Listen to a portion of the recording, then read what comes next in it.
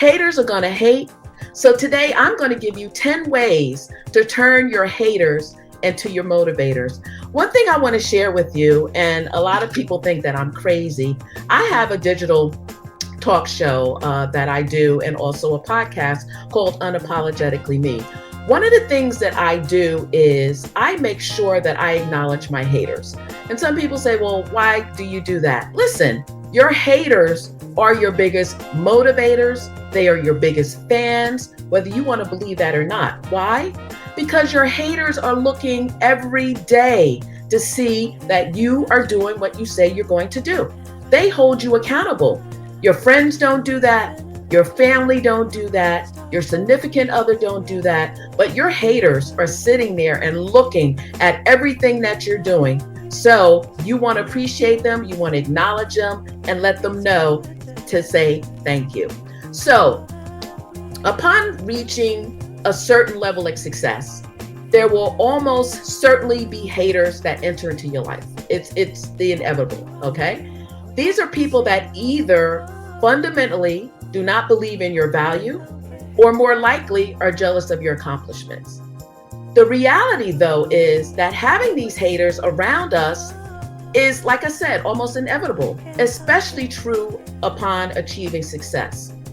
Therefore, the options are to either let them affect you or to take advantage of the situation. I remember one time Steve Harvey had said that if you don't have any haters, go out and find you some. And not only that, if you are a business person and you don't have any haters, then that means you're not doing anything. So keep that in mind. So the first thing, now I'll give you guys time to get your pads, take some notes, take it on your phone if you want to, because I'm going to give you some good stuff that you can go back and review. So 10 ways that you can take advantage by using your haters as fuel for your success. The first one would be understand that it means you are doing things right. When there are people hating on you and what you do, then it's a sign that you are on the path towards success.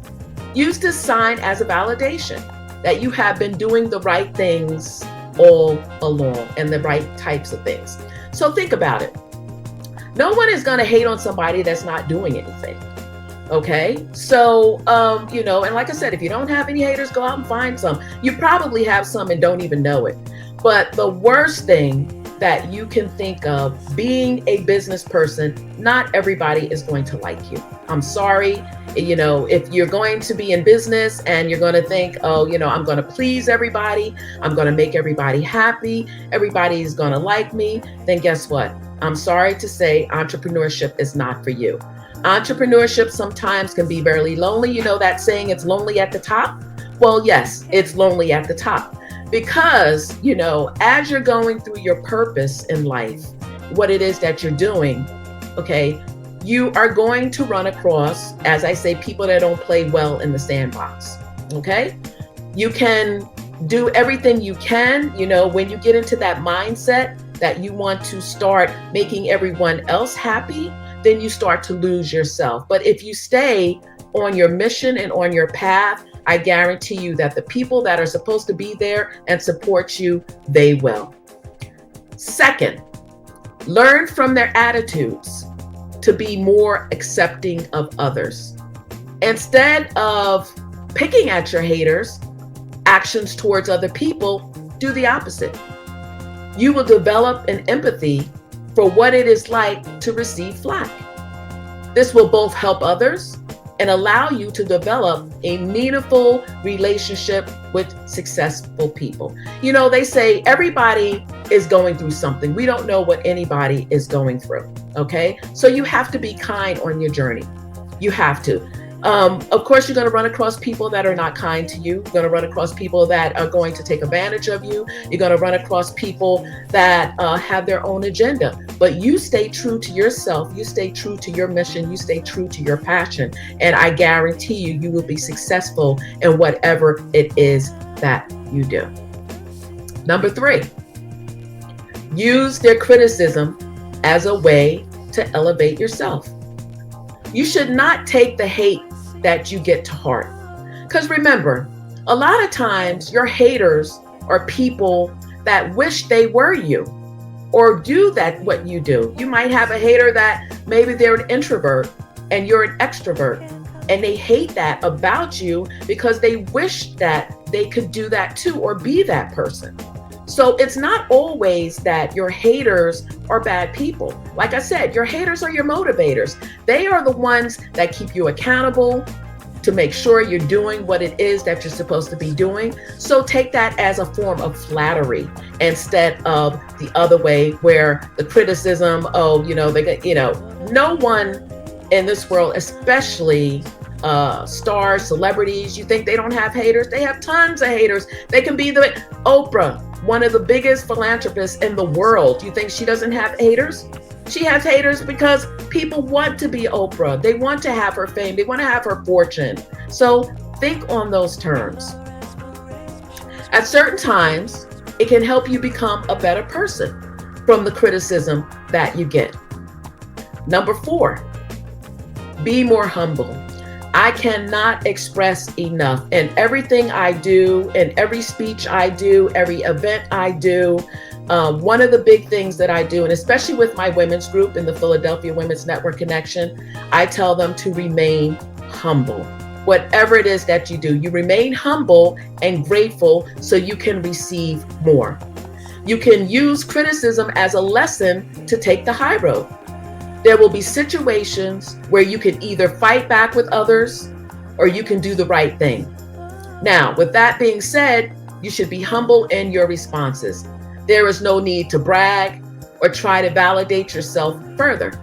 Instead, trust your own instinct and respond in a humble, respectful manner. I always say, if you're doing the right thing and if you're doing magnificent things in your business, okay, doing great, huge things, your actions, okay, is one thing. You can be humble or you can be boastful about it. But whatever you do, if you are successful, it's going to show up anyway. It's going to show. You cannot say anything and just continue to build your business and do what it is that you do. And people will see that. They will see that. I remember when I first started doing events and I started building this business. We just turned 4 years old last month. I remember when, I got to a place where we were finally charging for our events, because for the first year, of course, I was building the brand. So we wasn't charging for anything. My husband and I were coming out of our pocket to pay for everything. And we were having an event each month. And that was okay because I was building the brand and I was more than happy to do it. So I remember that I was at an event and I was up in front of the room and I was talking and I said, I don't see myself successful yet. And I remember I got flack back from that because I was told, never, especially in front of room, in front of people, say that you're not successful. Because remember, whatever you say, whatever you put out into the universe, that comes back to you. So words are very powerful, very powerful. You have to speak life over yourself. You have to speak positivity over yourself. So at that time, I was saying, well, I don't see myself successful yet. Where people were saying to me, yes, you are. Yes, you are. But my mistake was I was trying to put monetary together with success. Now, remember, success is not always something that's monetary. A lot of people get caught up in that. And at one time, I was caught up in that. So you want to be mindful, you want to be humble, you want to be grateful. Number 5, use them to learn how to deal with conflict. Dealing with your haters is also a great opportunity to better handle conflict. You could be put in challenging situations with someone calling you out in a big way on social media or at an event. Now, we're all on social media these days. Everybody knows that we're on social media, okay? You have to be careful what you put out there, because once it's out there, it's out there, and you can't do anything about it. And remember, you are your brand. You are the face of your business. So what you project, the perception of what people see and hear from you, that's your business. So you might have been having a bad day. and you decided to put something on Facebook and now it's out there. Now, someone that doesn't know you may not know you were having a bad day.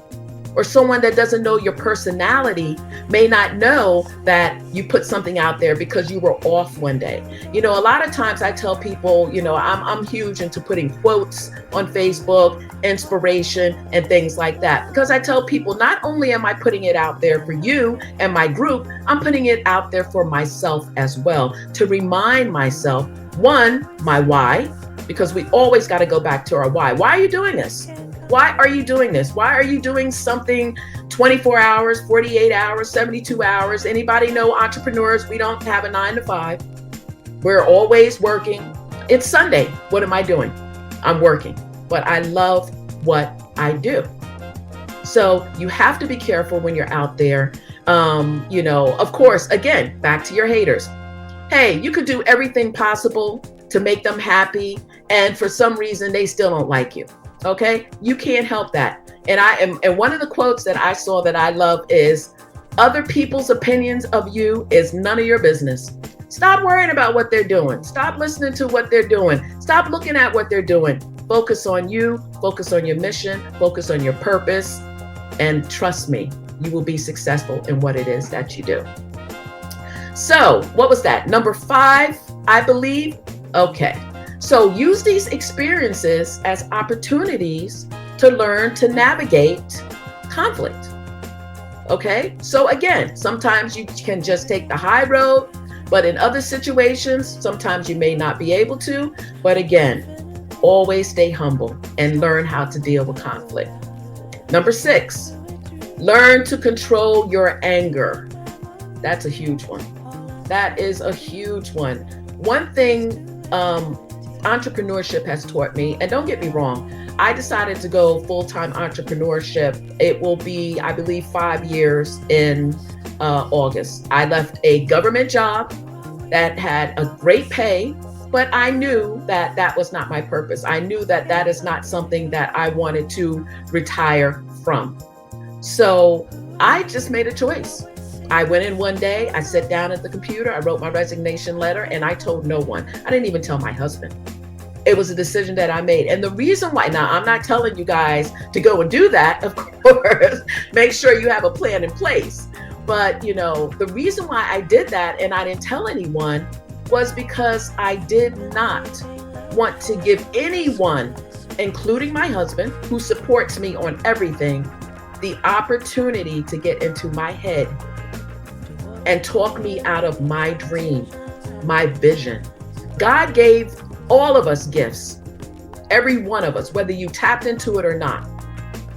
And my dream was always to retire by the age of 50, to retire from the corporate world and go full-time entrepreneurship. When I started this women's group, I knew nothing about starting a women's organization. I'm originally from New York, Queens, so shout out New York.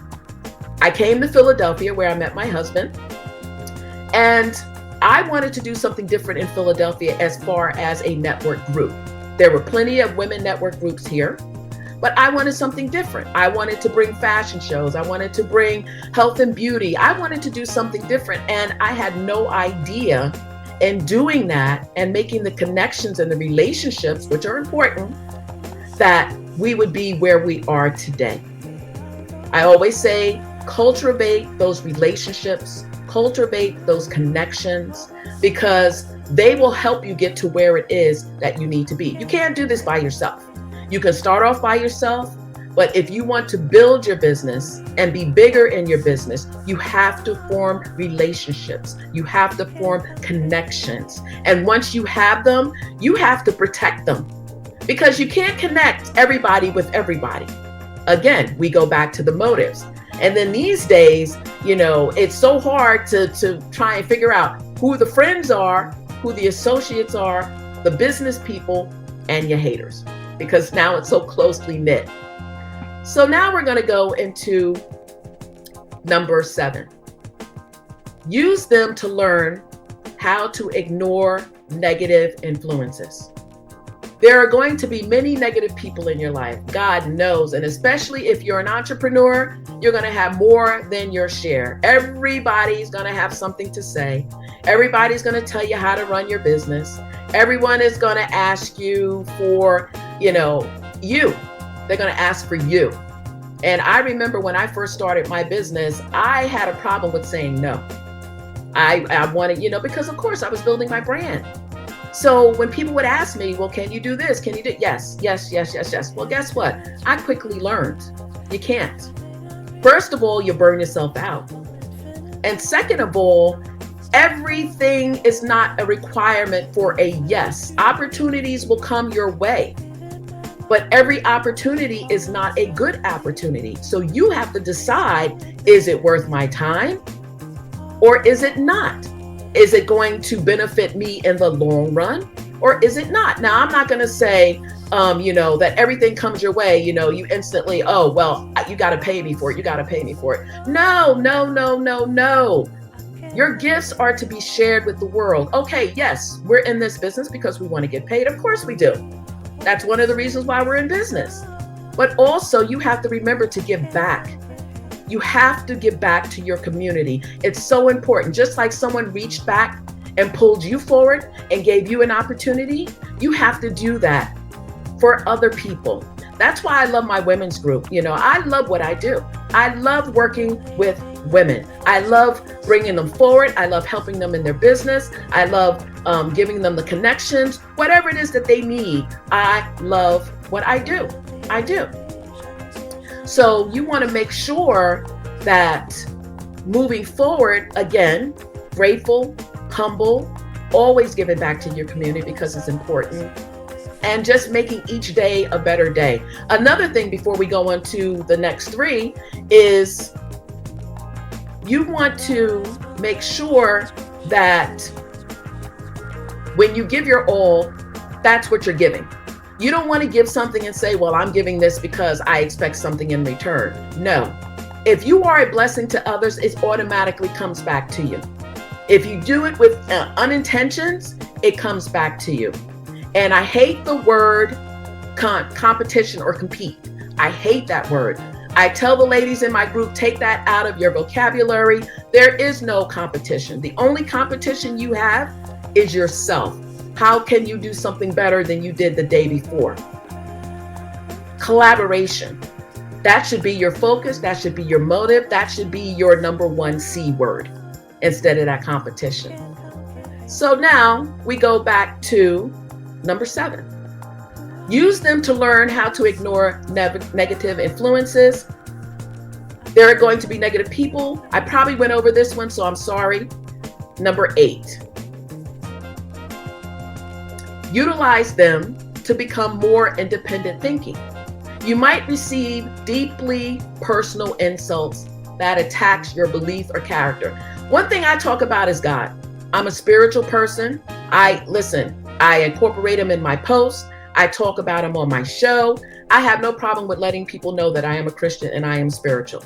Some people may not like that, but guess what? That's who I am, and I'm not going to change myself because that's who I am. I know what motivates me. I know what pushes me. I know the days when I'm down, when I need help. I know where my help comes from. We cannot get everyone to like us. Therefore, haters serve as a great group to learn this lesson. Again, get out of your mind of being a people pleaser. I don't care what you do. I heard somebody say, I can set myself on fire, and somebody else say, well, I didn't like the way she lit the match. So you're always going to have haters. It's a good thing. It's not a bad thing. Number 8. Utilize them to become more independent thinking. You might receive, like I said, insults, attacks on your character. That being said, you do not have to conform to anybody else's belief. Instead, you should be proud of what makes you unique. Learning to love yourself for who you are will enable you to live in a more independent thinking life. That will lead you to greater levels of satisfaction and accomplishment. You have to love yourself first. Self-love. I'm always teaching this self-love. You have to love yourself. How can you love anybody else or expect for anyone to love you if you don't love yourself? It starts with you first. It starts with self-love. Then it starts with mindset. Then you move on. I'm going to tell you real quick. I had a mentor, Elizabeth Yang, who taught me about mindset for a whole year. That's all she trained me on was mindset. And she said to me, I will know that you are ready when you can repeat to me everything I taught you over this year. I had to read books. I had to quotes. It got to the point that when I would see her call on my phone, I didn't even want to pick up the phone because I knew she was going to say, what you read, did you understand? Explain to me, what did you get out of it? And it was the best year of my life. And every time I talk to her, I thank her for that because she made me partly into the person that I am today. Number 9, allow them to motivate you. Others might tell you that your self-employed business will never succeed or that you will never accomplish your goals. You can use these negative responses as motivation to succeed. You do not need to prove anything to anybody. Number 10, appreciate your victories. I want to say that again. Appreciate your victories, because a lot of times as entrepreneurs, we're going through trying to hit the next level, the next level, the next level. We don't stop and smell the roses. We don't stop and smell. We planted the seeds last year. Now let's enjoy the harvest. That's something I had to learn myself. Someone told me, Felicia, you planted enough seeds. Enjoy some of the harvest. I had to slow down and enjoy it myself. So haters can also be a great way to better appreciate your victories. Accomplishing something after many people told you that you would not be able to is a great feeling. I remember when I started PWNC, people said, oh, it won't last. She won't be around long. They're going to fade away. Well, we just celebrated our 4 years. And I can't even tell you the recognitions and the accolades that came along with me being in this position. One of them is being in USA Today Black History Month in February. Our organization was recognized in USA Today. I didn't see that coming, but God always has something better. You should be proud of what you're able to achieve throughout your life. Like I said, your haters can serve as a reminder to appreciate these victories and be grateful for all the good that you are fortunate to have. So I want to leave you with this quote. God has a tendency of picking up a nobody to become somebody in front of everybody without asking anybody.